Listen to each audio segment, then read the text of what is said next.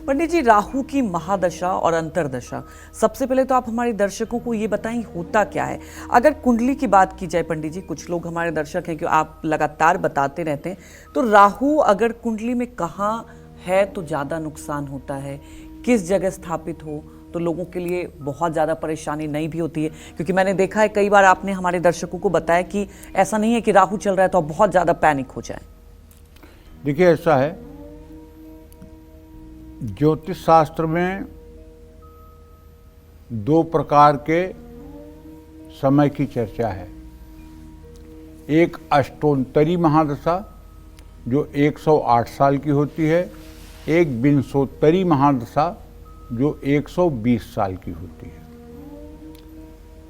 अष्टोत्तरी महादशा विंध्याचल पर्वत के दक्षिण दिशा में निवास करने वाले लोगों के ऊपर लागू होती है और विंशोत्तरी महादशा विंध्याचल पर्वत से उत्तर की तरफ निवास करने वाले लोगों के ऊपर लागू होती है। विंशोत्तरी महादशा 120 वर्षों की होती है, जिसमें 18 साल राहु की महादशा होती है। इसके लिए जो श्लोक है वो है खडादित्ये दशेन्दु च सप्तवर्षाणि मंगल राहु अष्टादशश्चैव खोट शाब्दा बृहस्पति एकोनाविंशत् शनि बुधै सप्तदशैव तु केतुश्च सप्तवर्षाणि भृगु च वर्ष विंशति। खडादित्ये दशेन्दु च, सूर्य की महादशा 6 वर्ष, चंद्रमा की महादशा 10 वर्ष, मंगल की महादशा 7 वर्ष,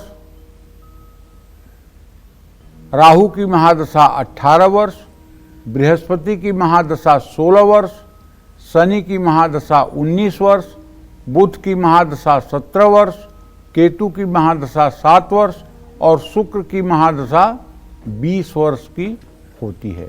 ये इन सब का जोड़ अगर आप करेंगे तो 120 आएगा।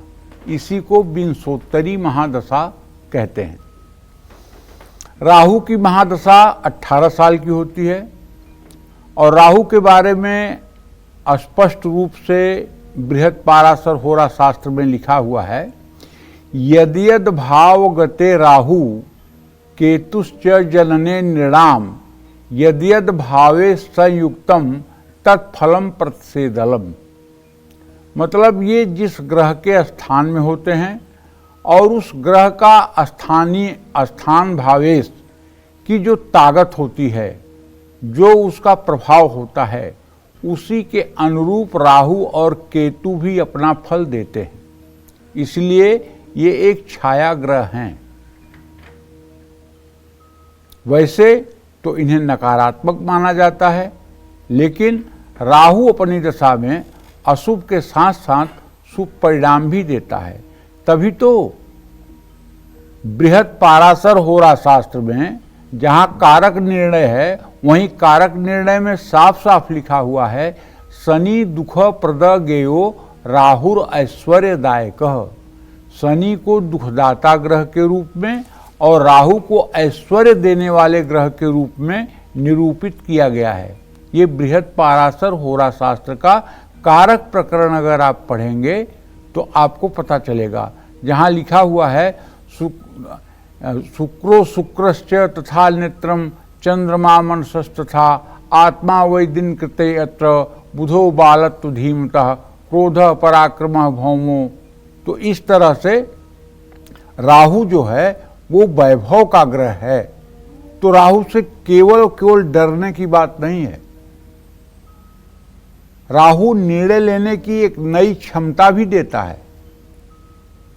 हालांकि वैसे ये भ्रम का ग्रह भी है, ये ग्रह भ्रम का भी है। आज मैं आपको राहु की महादशा के शुभ और अशुभ दोनों परिणामों के बारे में बताऊंगा, लेकिन ये कहना कि राहु खराब होता है सर्वथा गलत है, और ये कहना कि राहु बहुत ही अच्छा है ये भी कहना गलत है। राहु का अच्छा और बुरा होना उसके किस स्थान पर बैठा हुआ है, किस राशि किस नवमांश में है और किस ग्रह से दृष्ट है, इन 4 बातों पर बहुत कुछ आधारित होता है। जय मां विंध्यवासिनी।